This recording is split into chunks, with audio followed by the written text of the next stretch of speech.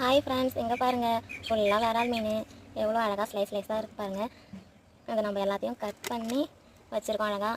இதில் லைட்டாக உப்பு மிளகாத்தூள் போட்டு ஸ்லைஸ் பண்ணணும். பாருங்கள் எவ்வளோ அழகாக இருக்குது.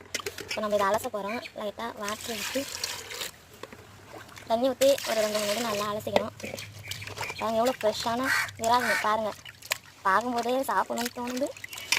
அதை நம்ம அழகாக ஒரு 2-3 டைம்ஸ் நல்லா வாட்டரில் அலசிட்டு கல்லுப்பு போட்டு நல்லா குடையணும். இந்தமாரி இருக்கிறமெல்லாம் வறுத்துட்டு இந்தமாரி தலையெல்லாம் குழம்பு வச்சுருவோம். இதை பார்க்கும்போது எனக்கு எப்போ வறுத்து வாயில் வைப்பன்னு இருக்குது.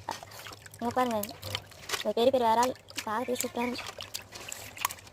ஹாய் ஃப்ரெண்ட்ஸ், எங்கே பாருங்கள் விரால் மீன். இப்போ நம்ம இதில் மசாலா எல்லாமே ஆட் பண்ணிட்டோம். என்னென்ன மசாலா பார்த்தீங்கன்னா இஞ்சி, பூண்டு, மிளகாய்த்தூள், உப்பு, கரம் மசாலா, கருவேப்பிலை எல்லாமே ஆட் பண்ணிக்கிறோம். கொஞ்சம் தக்காளி பேஸ்ட்டு லெமன் ஆட் பண்ணிக்கிறோம். இப்போ நம்ம இதை ஃப்ரை பண்ண போகிறோம். இங்கே பாருங்கள், இந்த குழம்பு தான் நல்லா.